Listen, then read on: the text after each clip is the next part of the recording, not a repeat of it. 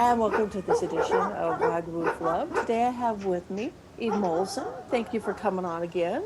Absolutely love being here. I appreciate it because you add such an extra element of knowledge to this, and especially today because I want to talk about doggy daycare. Ooh, good topic. Because I am in a Facebook group, and somebody in that Facebook group was shocked that they couldn't just drive up and drop off Fido and get them enrolled real quickly, so because they were going back to work, or whatever the reason be that you need a doggy daycare. It was kind of like a child daycare, is what they learned, what she Correct. learned. What they learned was it's just not. It's never simple because there's lots of reasons. And I want to add that within where Eve and I live, there may be different rules, ordinances, and or laws compared to where you live when you're listening to this. Absolutely. Absolutely. Yeah, no, every state is different, every county is different, every city is different. Yeah. So there's lots of variations. So there may be a lot of similarities, and we talked today on how the reasons why you can't just drive up and do a quick interview and drop off Fido. So in understanding that, that's a good thing to keep in mind when we're talking today. And so tell us, when somebody wants to be a client of yours in your doggy daycare, what is usually a typical procedure and the needs of the client to be able to become a client of yours? Oh, absolutely. Most facilities do have some sort of an online enrollment form off of their website. And I know a lot of people kind of live off Facebook and Instagram. So you definitely want to peruse somebody's website, not only to enroll, but also they usually have good information on there of what to expect, what their process is, what their pricing is, Yeah. what do they allow and don't allow. Because there is a lot that goes into a doggy daycare facility. It is just like a child daycare facility. There are vaccination requirements. There might be spay and altered requirements, spay and neutering. There might be an evaluation that's required. There's definitely a lot of paperwork. So that by far always shocks people, the paperwork side of it. But it's required.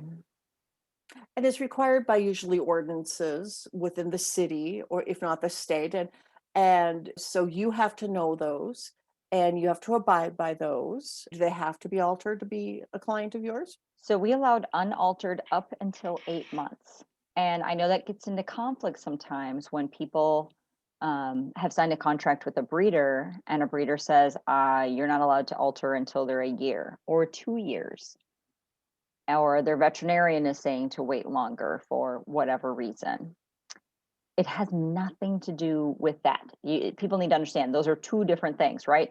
Your veterinarian is one entity, your breeder's another entity, and we're a third entity in the care of your pet. And what we're looking at is the pack mentality, not your pet. Hmm. And that's really where it comes into play because people say, oh, well, but my dog won't hump anybody, or, I won't bring her when she's in heat. That's really not the issue. The issue is if I have 20 animals that are all neutral and I bring in a non neutral animal, that non neutral usually gets picked on. And people in the hunting genre with dogs will absolutely testify to that because Yeah. that is why they typically don't alter their pet. Hmm. And you know, when you do get your pet altered, the veterinarian usually tells you those hormones are still going to be in your dog's system for several months. So by not altering your pet and putting it with 20 altered pets, it's the odd man out. It smells, there's something that the other dogs know. They smell it Yeah. Yeah. and they It's know it. instinct. It is. And then they're like, oh, something's wrong with you. I'm going to pick on you. We're going to bully you. So it really has nothing to do with your personal dog or your personal belief or what you want for your dog. It has to do what's right for the pack. Now, some daycares can accommodate intact for older dogs, and some cannot. So everyone is a little different. For us, it's 8 months. I know another daycare in town near us, it's 6 months. Another daycare doesn't do any that are not altered. So everybody has to be spayed or neutered, which means they don't usually take pets until they're at least, 4 months or older. So yeah, every daycare is slightly different. I have 5 within my community, and we all have slightly different rules. The one we all agree on is the vaccination process. Yeah. Yeah. Yeah. And that is dictated by our local county and state. So for the state of Wisconsin, we are required to show proof of rabies, Hmm. and that is the only one that they hold us to.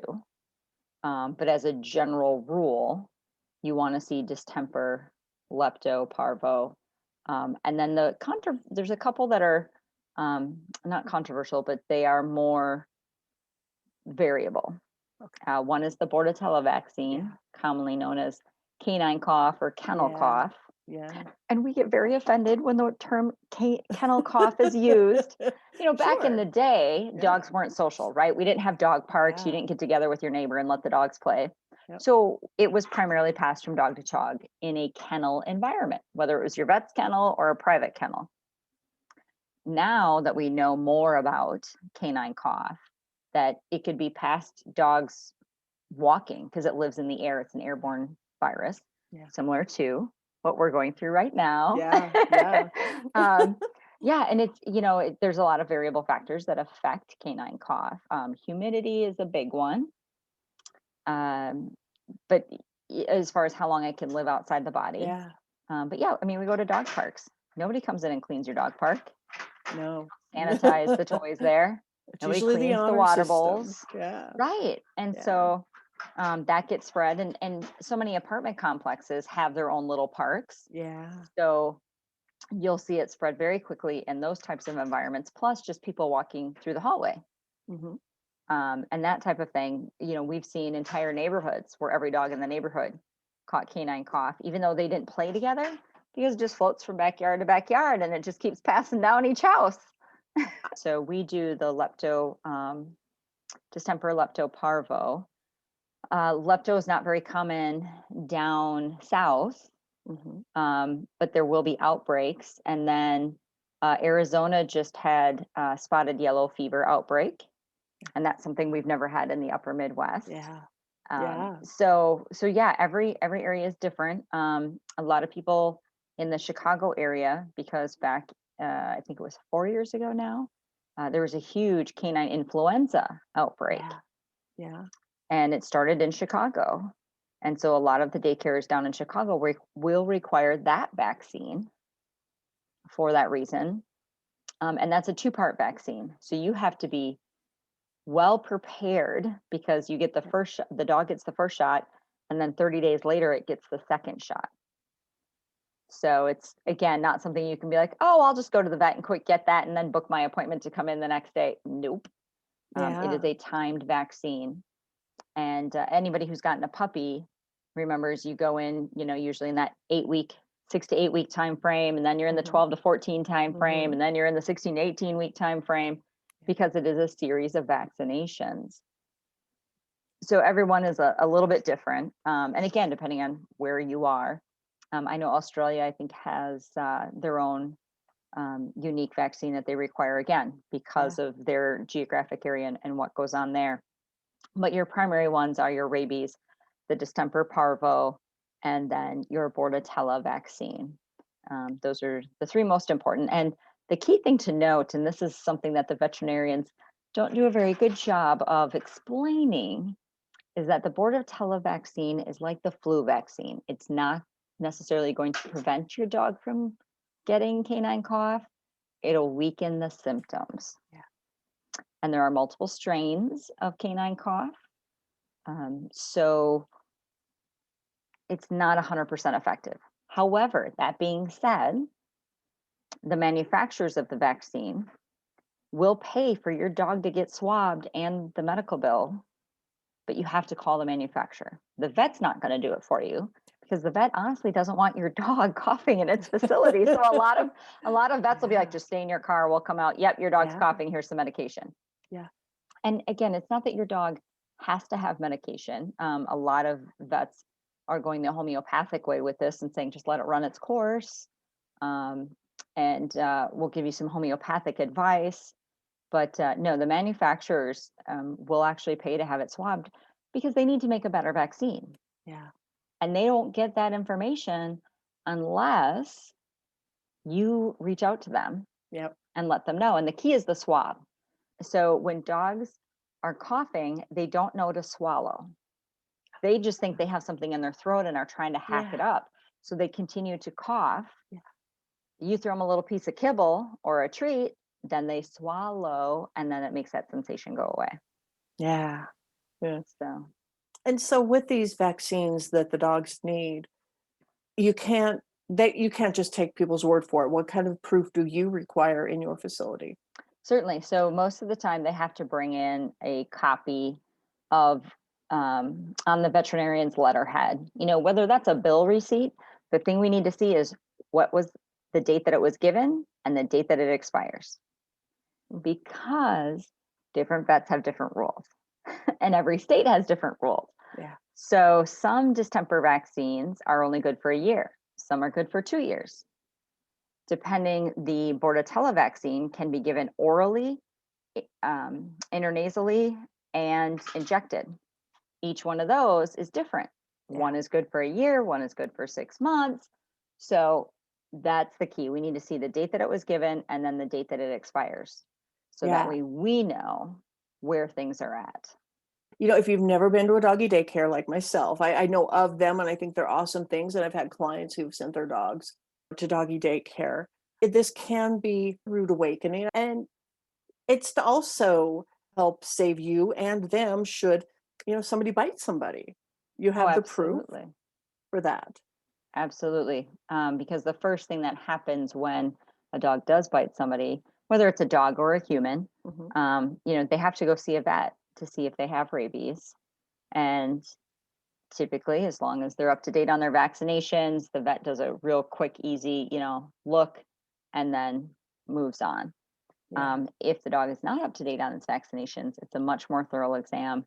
And typically, they have to be quarantined at the vet clinic Mhm. for care during those 10 to 14 days. And it's So that's very expensive. expensive. That's very expensive. If you have not boarded your pet at the vet clinic, yeah, I mean, yeah, it gets up there because Yeah. they're very educated, trained, certified staff. So it is not the economical place to board your pet for sure. And the bigger thing too is you don't want your pet to get sick. Yeah. Nobody wants their pet to get No. sick. The facility doesn't want your pet to get sick. The facility does not want an outbreak. A Yeah. friend of mine's daycare down in Arizona, when they had that yellow fever breakout, she ripped up all of her flooring down to the studs because she was so concerned that maybe there was, some of the disease that had gotten down underneath the flooring, or, like it was Yeah. being held somewhere in her building. Mhm. Mhm. So just the immense cost to do that in a 5,000 square foot facility on top of shutting down your business. And then she worked with her local veterinary university and specialists there, and they actually came up with some great solutions for that disease. But it was just, it's scary. It's Yeah. absolutely scary. The dogs can't tell us when they're sick. No. So No. it makes it complicated. And then, with the canine cough, people always ask when their dog gets it, well, who is the dog that brought it in? Were they not vaccinated? Again, the vaccine just is not Yeah. 100%. And Yeah. the key is that dogs typically don't show symptoms until usually 5 to 7 days after they've been exposed. So the Yeah. dog could be at day 3 carrying it, playing away at daycare, Yeah. and nobody has any idea. So when there is an outbreak at a daycare, it usually lasts about 30 days. Wow. During that time, they may stop taking in new dogs, just so that way they're not reinfecting somebody. It usually affects dogs that are under 2 years of age, who haven't been exposed to other dogs or just don't have that immune system built up. Every facility goes through it, so nobody is immune. If a daycare ever tells you, "Oh, we've never had canine cough," I'll tell you they're lying. Um, Yeah. Or ignorant. And I don't think you want Yeah, either of like, those, do you? no, no. Um, and most facilities are transparent. They're going to post on their social media page. They won't post it to their website, but they'll post it to their Yeah. social media page. There'll probably be signs on the door. If you're an existing client, you'll get an email saying, "Hey, we're experiencing some cough. Please don't bring your dog in if he's actively coughing."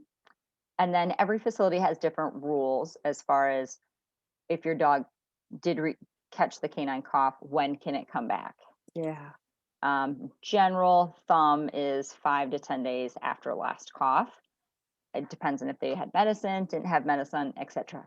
So it's kind of like, in daycare, one kid gets a cold, then everybody gets it. That's kind of, would you say that's what it's equal to?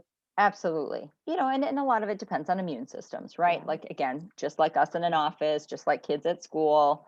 Um, There's always that one that doesn't get it. correct, correct. And then there's some of them that get it all the time. I mean, Always. I have a Frenchie. She has a Yeah. very poor immune system. She has a ton of allergies. You know, if it's a new strain of canine cough, she'll catch it right away. So that's how I always know if it's a new strain Yeah. or an old strain, whether or Yeah. not my personal dog catches it. And if she has the vaccine, then she probably doesn't get a bad case.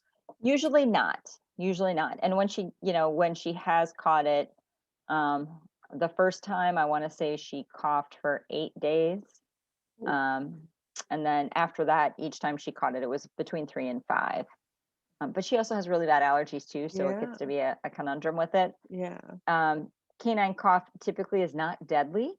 However, if you have a very saliva-y dog, so a drooly dog, Uh-huh. or again, shorter snouted dogs, they can aspirate, which means they cough and then they swallow their phlegm Yeah. and then they catch pneumonia. Yeah. So that's usually the part where we worry. So yes, when mine catches canine cough, typically I'm like, oh, she's gonna get pneumonia, and I call the vet and he immediately puts us on medication, Yeah. simply for that reason. Yeah. Now she has caught pneumonia 3 times without ever catching a cough. So just to show you that the two don't necessarily go hand in hand, but it is always a possibility. For a doggy daycare, would you say that that's probably the biggest thing? If everybody has their vaccinations, that is a possibility.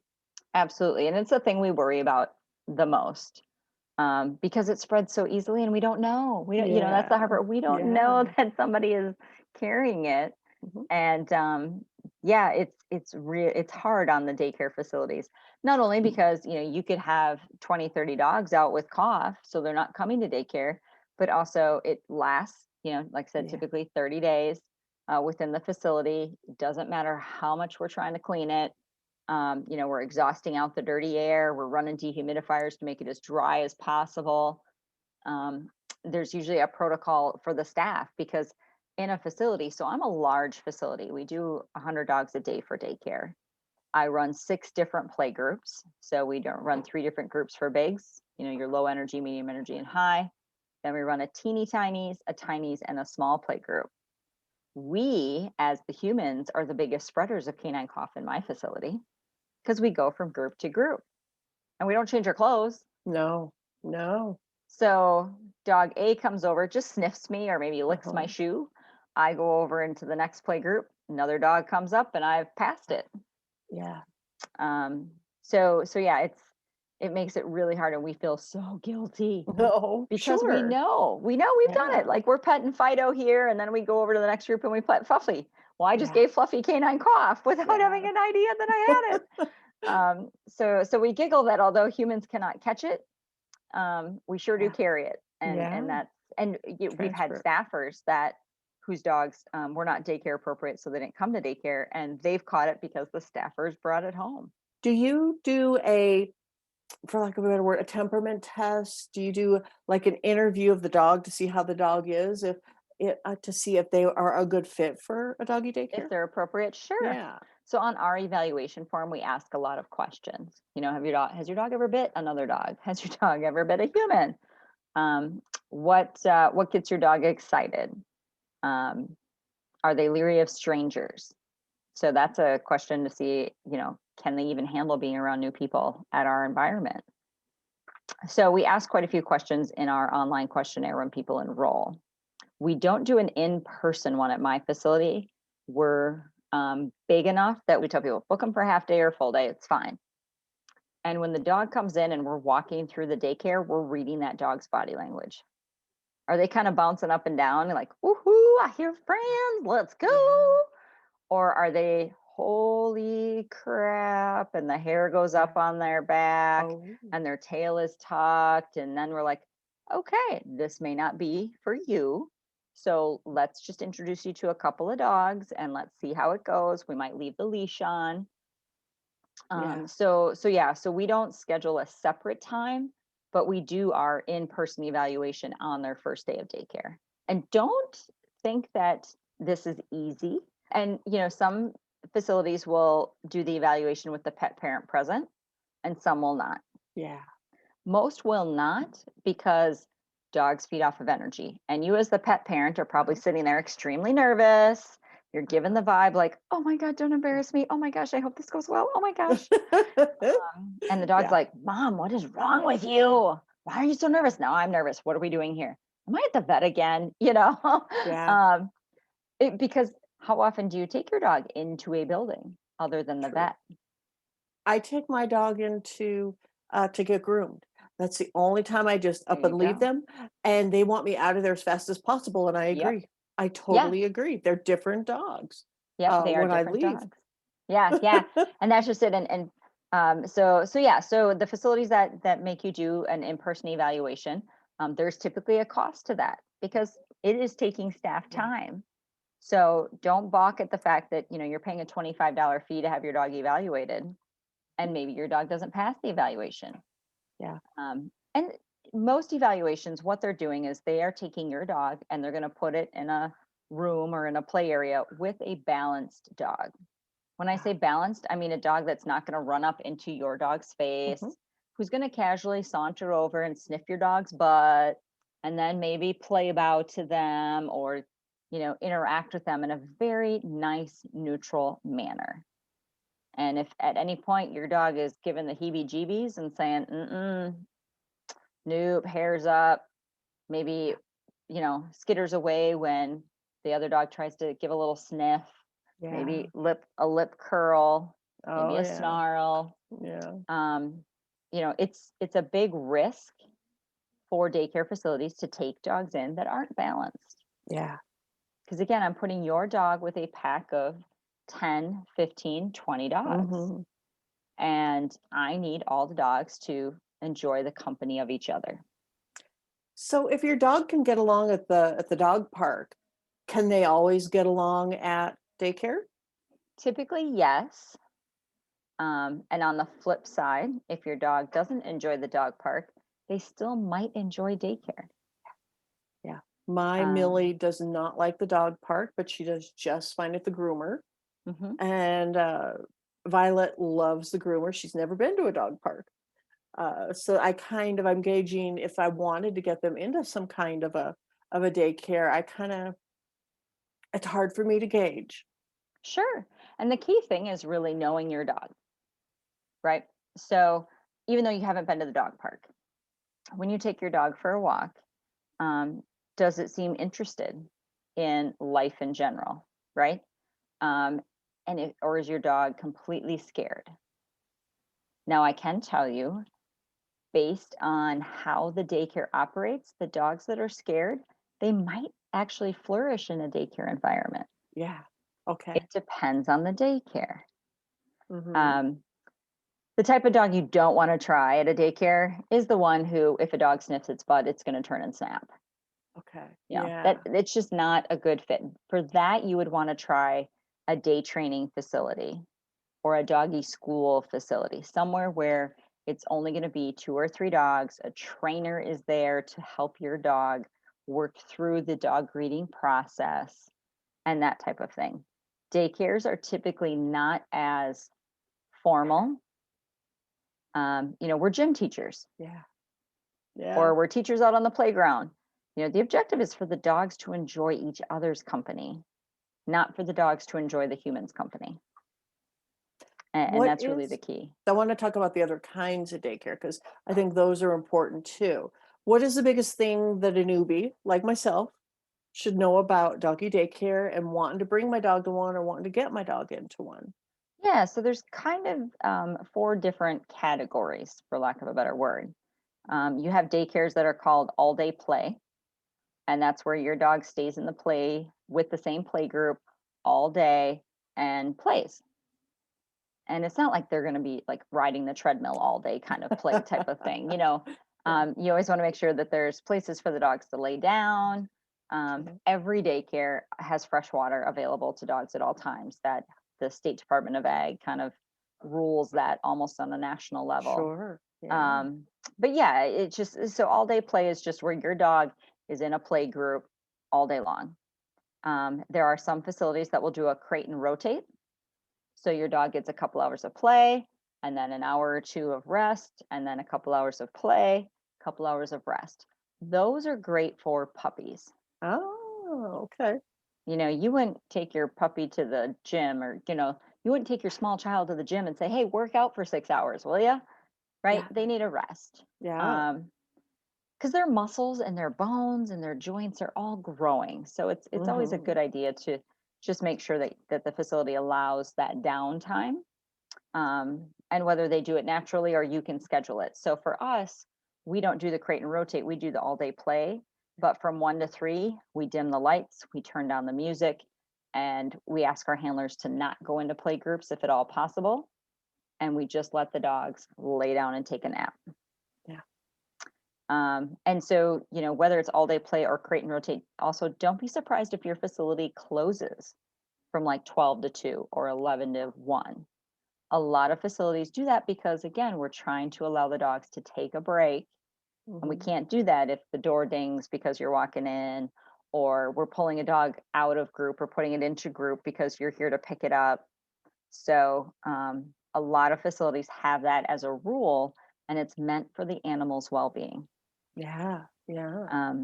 A new type of daycare is called Enrichment Daycare, where they're providing enrichment activities for the dogs. That might be a ball pit, that might be agility equipment. Um, we just call it Fun Day, but we did a Yeah. foam machine where we blew foam out into the play yard and Oh. let the dogs run through it. I'm not gonna lie, most of the dogs are like, "What is this white stuff?" But it looked really fun. Your facility might have pools available, whether Oh, it's kiddie yeah. pools or a big pool. So Yeah. yeah, enrichment. And what that's doing is it's enriching the life of the dog. It's giving them new exposures to things. So those are up and coming, and they're things that daycares are trying to give to enhance the dog's life. And when we talk about dog daycare, there's a reason the word dog is in there. It's about the dog. Yeah. No offense to you humans, Uh-huh. but it's about the dog. Yeah. We're different. Dogs need different things than humans or little humans even. Yeah. Absolutely. So, you know, as a client, you need to understand the hours, the Mhm. um, things that we require as far as vaccinations, our rules of drop off and pickup, and what kind of leash and collar you have to have. It's about the dog. Yeah. It's not about you, the human. Yeah. It's about the dog. And there are Um, reasons for all of these rules. And, it's awesome that you can explain quite a bit of this, especially the vaccinations. I know that that's what most people are, oh my gosh, they didn't realize about. But, Absolutely. and I love the different groups. I love the different types of daycare that there are. The enrichment sounds like a lot of fun. Yeah, I mean, enrichment, it's fun to incorporate and to watch dogs flourish. Yeah. And then day training has kind of become a new one. And that is where, think of it as dog school. So we have a dog school at our facility. It's separate from daycare, where we incorporate playtime and obedience training and some behavior modification training. Yeah. So day training daycares or training daycares are also becoming more new. And a lot of people enjoy that because that way you're kind of killing two birds with one stone, right? Your Mhm. dog's getting some training and it's getting socialization. Yeah. And just like daycare, when you pick the dog up at the end of the day, He's going to be tired. Yeah. And also, I think I saw a video on your Facebook where somebody was doing day training. And Mhm. is that something that you do tend to videotape a lot? So I can go, oh, I'm doing that so wrong with my Fido when we're home. That's why they respond so much better to you. Yeah. So my facility is 15,000 square feet. So we're very big. Yeah. We run the 6 different play groups for daycare. We run a dog school. We have dog training classes at night. We run a nonprofit behavior modification group out of our facility for shelters and rescues. But people can add, for us, training is just such a big part of what we try and do, whether that's in daycare, in our dog school, that we offer it all the time. So if Ah, somebody drops their dog off for daycare and they're like, hey, can you add a 30-minute training session today and really work on the dog not jumping? yeah, yeah. Sure. And a lot of times it's a great enhancement to what you are already doing at home. Hmm. So at home, if you're working on loose leash walking, or every time somebody comes over, the dog not jumping up on somebody, we can just add that in to your dog's day. And again, those facilities that do the day training or even the enrichment daycares, they can usually put that in. It's just part of the dog's daily activity. For us, it's an add-on feature Yeah. that people can get. And then, yeah, we post our videos on our Facebook page. We run 3 different Facebook groups, depending on why your dog's at Yeah. our facility. Yeah. But yeah, we love to do the videos because that way you can see the technique. How are we holding the leash? Yeah. What are the words that we're using? So there is a vocabulary that is slightly different at doggy Hmm. daycare Yeah. than at home typically. So even though you're not asking for it, all the facilities work with the dogs because it's for dog safety, Yeah. Yeah. and that's what's super important. You had asked about evaluations and meet and greets, and Yeah. um, the dog is not always the only person on evaluation. Oh, yeah. I get you want me on my best behavior and not showing you the Just hothead gonna I put really that am. out there. Yeah, I get yeah. Every facility is different. Some facilities are small. They max out at 20 dogs a day. Mhm. They don't want high maintenance clients, because they are small. Um, or people who want high technology. You want cameras in the play yard, so while you're at work, you can look in on your dog. Sure. That may not be the right facility for you if they don't have that. So every facility is different. Yeah. And if you don't get the right vibe from that facility, I'm sure there's another one. Yeah. Yeah. We're all different in how we operate. The 5 of us within my community, we're all doggy daycares, but we all operate slightly different. Yeah. So what we look for in our human and dog clients is slightly different. Yeah. I need people who are self-sufficient Yeah. because we do so many dogs. You need to book online. Uh-huh. So if you don't have a computer and can do that, or a smartphone, I'm probably not the right facility for you because you're going to end up calling us and leaving us a voicemail Uh-huh. message. It's Yeah. just the nature of how we operate. Um, and there's another facility here in town that they max out at 35 dogs, and the owner gives out her personal cell phone number. That's great. That works for her and her environment. Yeah. So it's no different than you find some things at Target, you find some things at Walmart, you might Yeah. find some things at Kroger's or what have you, Trader Joe's, right? They're all the Yes. same. They all carry Yes. food, but it's slightly different. All different. I think that's important to point out that everything's a little bit different, but also, you're both feeling each other out. Correct. To figure out if your particular daycare is right. And if not, well, then move on because you want to find what's right and what's really feels good for you. And if it does cost you $25 for an evaluation, that's kind of worth it.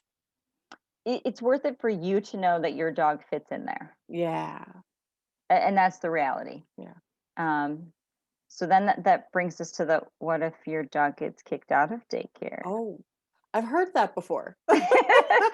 It's not personal. Let me just say that right now. It is not personal. It is nothing to do with you as the human, Why unless would Fido? unless they Yeah. do fire you as a human, which I have fired human Oh, clients yeah. before. Yeah, that happens Um, in regular daycare. The kid right? gets kicked out and the parent gets kicked out. Yeah. Correct, correct. So most in my facility, your dog is, I'm going to tell you that your dog does not enjoy daycare. Not Uh, every dog does. yeah. Yeah. Not every dog enjoys the company of other animals. And again, because we are all different, Yeah. there is one daycare in my area that they don't do toys, and barking is frowned upon. Oh. So if you got a barky hound, Oh. the dog's probably not going to make it in that facility. Yeah. Yeah. And it's just because how they want to operate. Yeah. They want Yeah. more of a zen type of environment. And Yeah. that's fine. That so when I have dogs that it just seems like the noise bothers them, Okay. Yeah. that inside the facility they seem nervous and anxious, but Yeah. outside in the play yard, they're not as anxious and nervous because it's not as loud. Hmm. I would recommend the other facility as being a Yeah. better fit. Yeah. For sure. And that's something also to think about, that, what in we're figuring out what's best for your dog. Because I know my Violet, she's still a barker. She's always going to be a barker. That's just her breed. Sure. And Right. so she wouldn't be able to go to the quiet place. Now, Millie probably could fit in well at the quiet place because, she can be quiet all day. And if she Yep. barks, there's something wrong. I pay attention. Right. If your dog is extremely toy obsessed, Oh yeah. Yeah. make sure that your daycare can maybe not have toys. Yeah. You know, Yeah. again, it's every dog is different. So it's honoring the dog. You know, that seems to be our theme in almost every Yeah. conversation, right? Yeah, for Honor the sure. dog. And that is truly what the daycares are trying to do. You know, it is the 80-20 rule. We want to Yeah. make 80% of, Yeah. fit the mold for 80%. Yeah. And we apologize to the other 20. But Well, it's just, it is what it is. yeah. Not everything's right for everybody. And Correct. you're right, it is about honoring your dog, because when you do that, you have a better dog, you have a happier dog, you have a better relationship with your dog, and they are happier and healthier, Oh, I think. absolutely. Well, you did dog walking and pet sitting. Oh yeah. The stress Oh that yeah. dogs go under for various Oh things. yeah. July fireworks, right? How many Yeah. people had dogs with diarrhea after, Oh yeah. listening to the fireworks going off? Yeah. So, stress in a dog does affect their physical health as well. It Yeah. lowers their immune system. Yep. They get that irritable bowel syndrome. Yeah. Oh yeah. So, making sure that the dog is mentally Oh happy yeah. as well as Yeah. physically happy is super important. Hmm. And it's hard again because they can't tell us. Yeah. So you have to rely on the expertise of the daycare attendants. And And it every daycare will be slightly different too. Like Yeah. what breeds do they accept? Yeah. Um, what they will and won't allow in their building. We have one here that doesn't allow chows in daycare. Okay. I'm assuming they just had a bad experience, and that's just their policy. Yeah. You don't have to There's a like lot it. of stereotypes Yeah, with certain dog breeds. certainly, There's certainly. there certainly are. Yep, Yeah. yep. A friend of mine in Denver, she owns a daycare that only takes dogs under 30 pounds. Oh, yeah. Yeah, people always ask me, what breed do I kick out of daycare the most? Oh. Border Collies. Oh, yeah. They want to herd the pack. They nip Everybody, the yes. ankles, and Yeah. Yeah. putting them with a group of dogs gets them Yeah. super excited. Oh my Oh, God, I yeah. get to herd cows and sheep, and now I get to Oh, herd yeah. dogs. Yes. Oh, yeah. They I want a can job. imagine. Yep, and they nip the ankles of all the other dogs, and it makes them They don't mad. like that. Yeah. So yeah, and again, daycare is not meant for everybody, but No. it is just one of those things where you kind of live and learn. And some Yeah. dogs some dogs get over threshold, and that's the Yeah. term we use, right? Yeah. They are so excited to be in this group. They Mm-hmm. are over threshold, and when they are over threshold, they Yeah. behave badly. They're jumping on their friends. They might be playing too rough with their friends. And as a daycare, I have one human to a pack of dogs, Yeah. so I can't just sit and watch your dog. I have to watch the pack. Yeah. So yes, there are times where we have excused a dog for just being Yeah, overzealous in themselves. their play style. And so, but there are some dogs, would they be more full-time better for the other styles of a daycare, such as the Absolutely. training? Yep. Is there a Yep. smaller pack type of a, or maybe you should just look for a smaller daycare? Correct. Yeah. So if your dog is excused from daycare because their play style is just over the top, they are just way too excited to be in the group. That's where an enrichment style daycare Yeah. or a day training type of daycare would be great Mhm. because that's going to work their brain doing other things than badgering the other kids in the play group. Yeah. And that again, it's just honoring your dog. Yeah. That's fine. Yeah. Um, then we have the immature dogs Yeah. where they're not reading the other dogs in Oh, the yeah. group. Yeah. So, I kind of call them the drunk guy at the bar. Hey, lady. Hey, lady. Hey, Yeah. lady. Hey, lady. Hey, Yeah. lady. Hey, hey. Hey, do you see me here? Hey, can I buy you a drink? Hey, hey. Can we talk? Yeah. Yeah, let's talk. Yeah. Let's talk. When your back is to them and you're having a conversation with somebody else and that person is still right there. Mhm. And if they can't read other dogs' signs and signals, the lip curl, the giving of the buttocks, to tell them to go away, that can lead to a scuffle. Yeah. Because eventually someone's going to turn around and say, "Can you just leave me alone?" Yeah. And when a Yeah. dog says that to another dog, it's usually not in a very nice way. Yep. Do they ever learn? They potentially can mature into it, depending on the dog. Yeah. And that's where, again, if you have a dog like that, switching to an enrichment daycare or a day training daycare would be more beneficial for your dog. So, and that's important to know. And I think that's why the getting to know you and going through all of this within a doggy daycare is really important. And it seems also that, your staff and who your staff is very important. And them, knowing dogs, or, being trained by you, or being trainers themselves, is really it's really important for us to get to know your staff and for them to know us, right? Oh, absolutely. So there's lots of different ways that daycares do train their staff. I actually created a company called Dog Handler Academy that I sell to other daycares to help them train their employees on how to be good dog handlers. We cover everything from how to identify different types of poop, Yeah. how to put on and off different types of harnesses, how to listen to different types of barks. Yeah.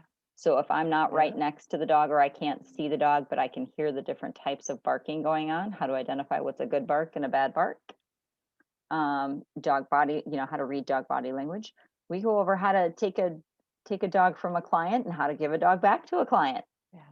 Yeah. There's a technique there, especially if the dog is leery and says, not sure I want to go with you, stranger. Oh, Yeah, so yeah. so don't be offended if a handler takes the leash and then we ask you to walk out the door Yeah. before we move. Because I Yeah. don't, normally once the pet parent is out of sight, the dog's like, okay, fine, I can't sit on the couch and watch Netflix and eat bonbons all day. I'll go Yeah. with you. Yeah. But otherwise, if you're standing right there, they'll be like, are you sure, mom? Are you sure, mom? I'll go sit on the couch with you, mom. I'll even let you rub my belly, mom. Yeah. Yeah. I have to pretend like I'm going with them into whatever when I'm dropping off just at the doggy beauty parlor to get Sure. them to go in if I haven't finished checking in. So Right. that I think that must be quite normal, and it's interesting that there is a technique to that. That's awesome. Yeah. Yeah, there is. And it's, some people, when the dog comes out to you at the end of the day, they enjoy it when the dog jumps on them and says, oh my gosh, I love you and miss you. Yeah. And Yeah. other people are like, get down, you have manners. So we as handlers, Yeah. we need to know what is appropriate and not appropriate for each human. Yeah.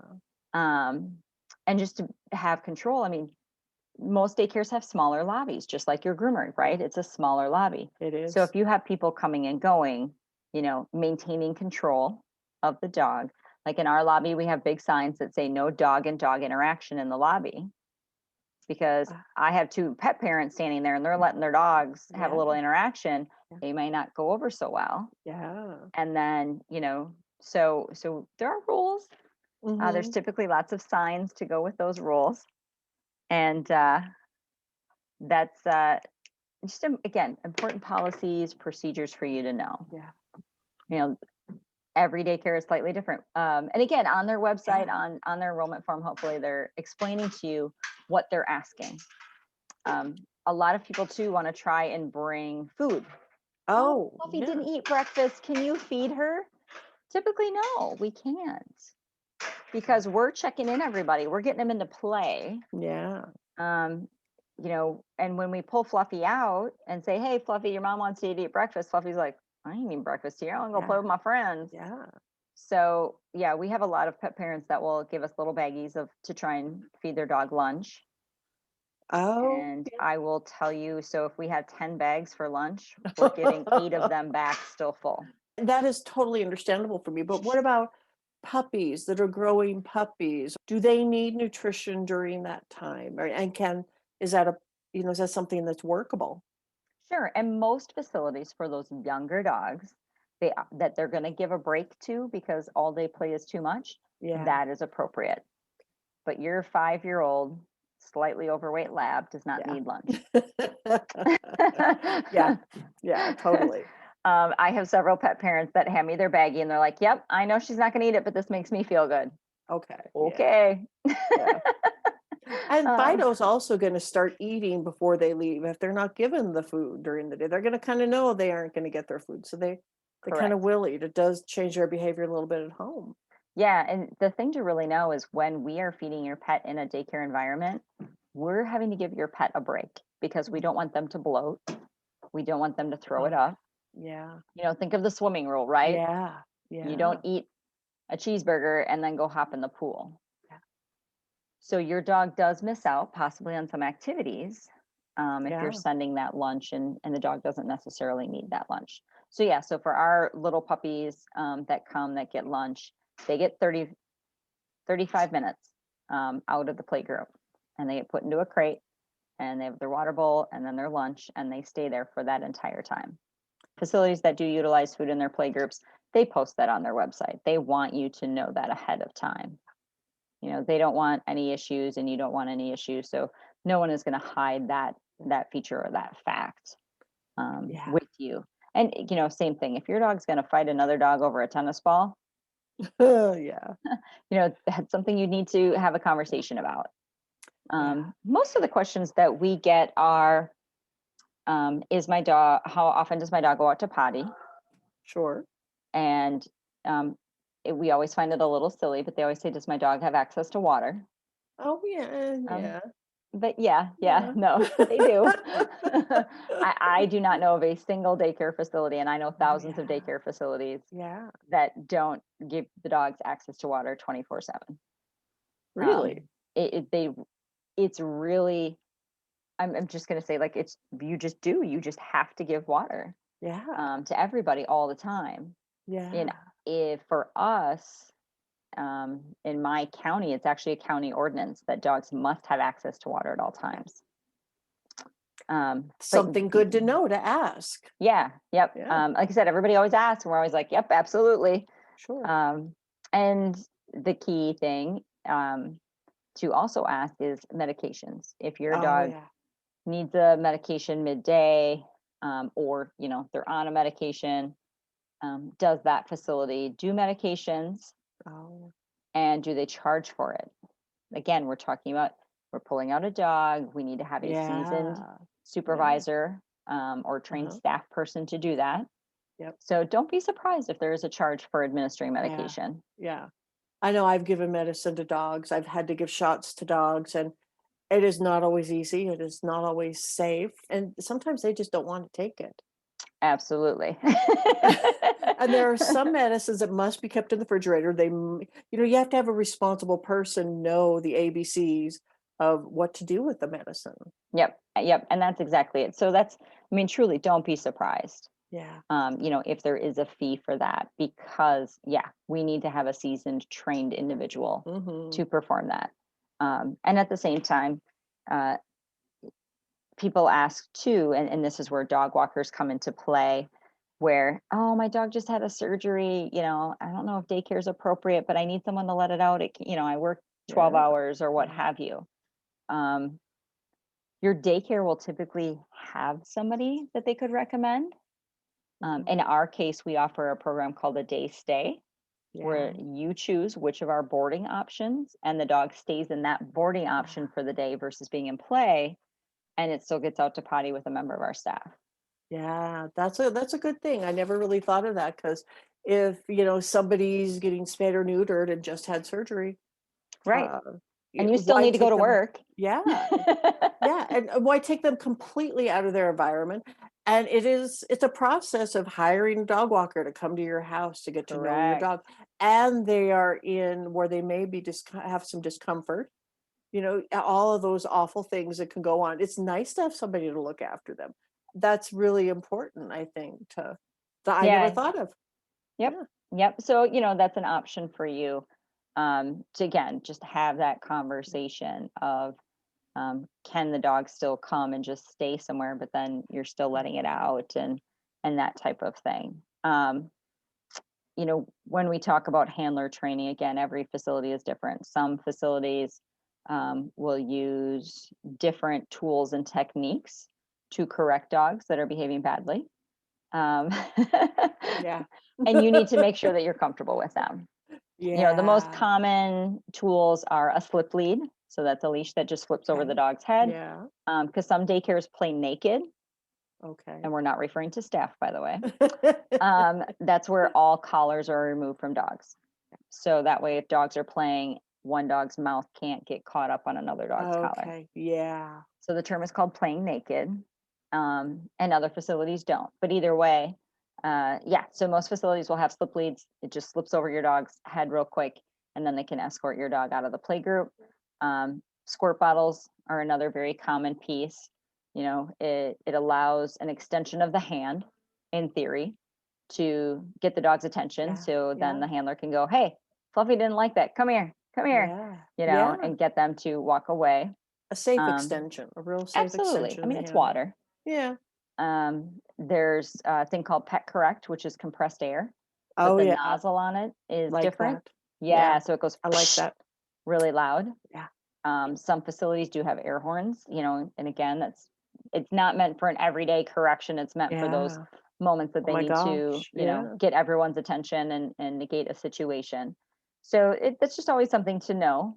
What do they use to help manage the pack?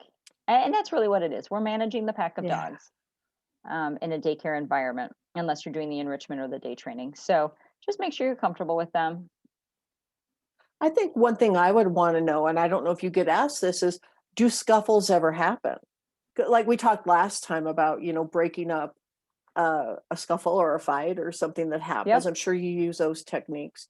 Yeah. Yeah. It's funny because most people will, if their dog was involved in a scuffle, they'll make the assumption that it was some new dog. No, it's typically a dog they've been playing with for years. Yeah, yeah. Anybody who has had siblings Yeah, oh, yeah. knows how that goes, right? You're Yeah. playing until all of a sudden somebody punches a little too hard Uh-huh. or says something a little too mean, and now we're no longer playing. Yeah, yeah. So yeah, no, most little scuffles happen in those types of scenarios. Two Okay. dogs are playing, having a great time, and Fluffy just accidentally stepped on Scooby's ear, and now Scooby thought it was intentional. Now Scooby's gonna try and take a bite out of Fluffy's ear, Oh, um, yeah. and that type of thing. Do they ever get So along again and are able to get usually they do. reunited? Yeah, yep, usually do. So typically what happens then, both dogs are removed from the play Okay. group. Both dogs are given, a timeout Yeah, to just collect their thoughts. yeah. Obviously, everyone will check over looking for scratches or punctures.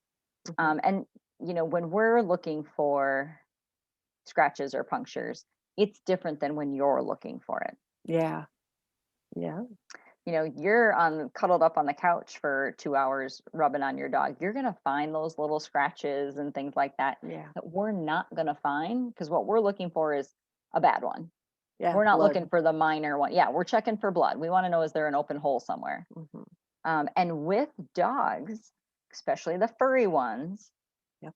we don't find that sometimes for Yeah, hours yeah, afterwards, because the dogs are jumping on each other and scratching each other, that those don't bleed right away. So we may miss it and then you catch it later at night. So don't be upset with the facility if they didn't catch it.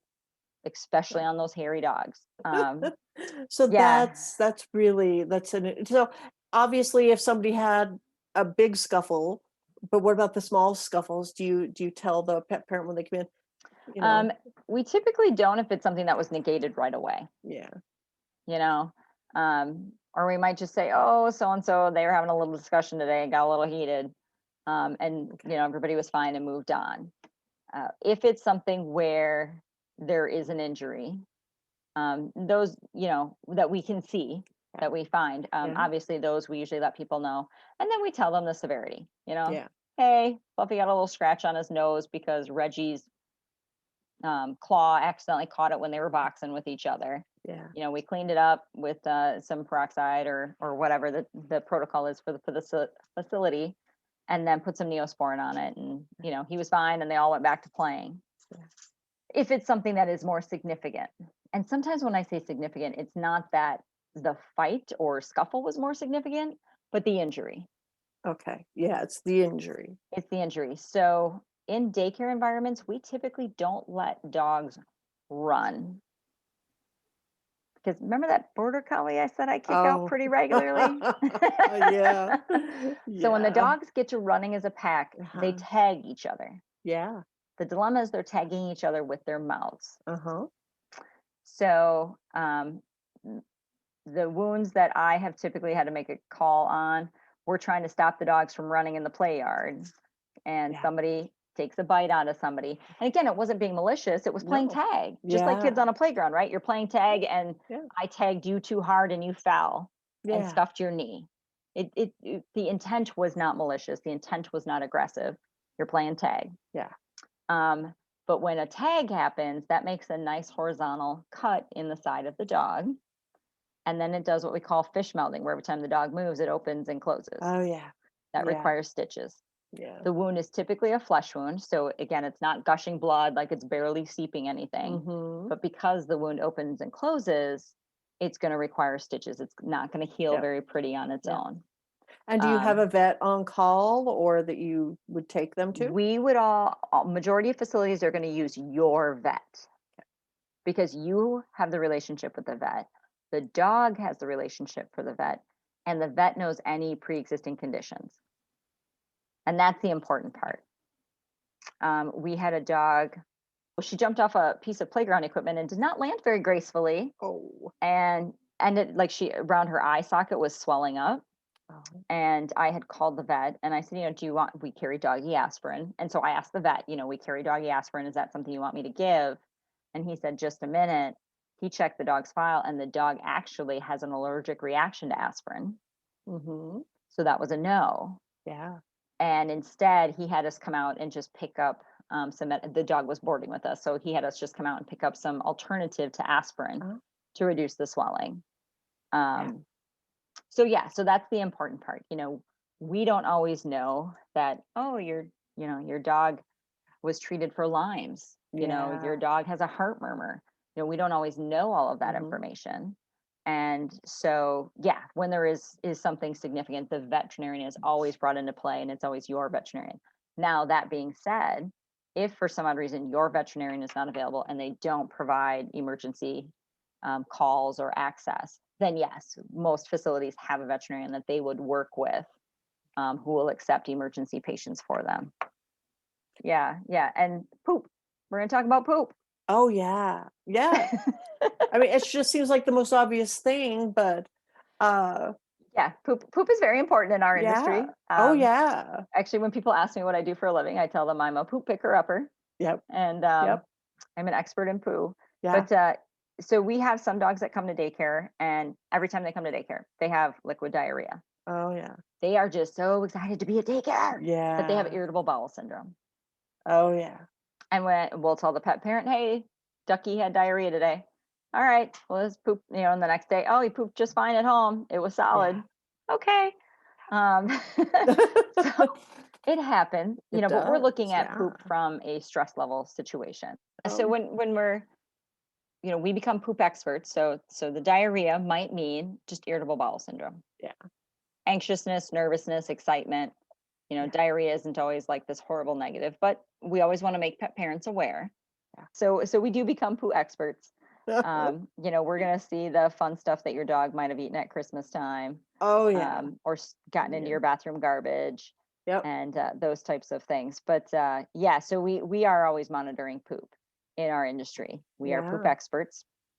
And so when we are giving you poop information, Mhm. we're not telling you to gross you Yeah. out. We're not telling Yeah. you that your dog is sick. Yep. We just want you to be aware so Yeah. you can monitor it to see, is it something that just happens at daycare? So that is why we communicate these things to you. Yeah. And it's important to know about your dog that happens. You know? Absolutely. You need to be prepared. And same with their behaviors too. Some people get offended when we're telling you, hey, Fluffy was a little too happy with the friends Yeah. today. We had Yeah. lots of, timeouts, or we're having to Mhm. recall them or move them into a Yeah. different play group. Yeah. It is not personal. It has nothing to do with you as the pet parent. It has to do with Fluffy and Fluffy's choices at daycare. Well, and also what is going on with that dog that might be causing that? I think, for me, when you see a change in a dog, that means something. Right. If that's the possibility. And, it's important not to be. Um, you do feel like you're being criticized if somebody's telling you something about your dog because Right. it's like your child.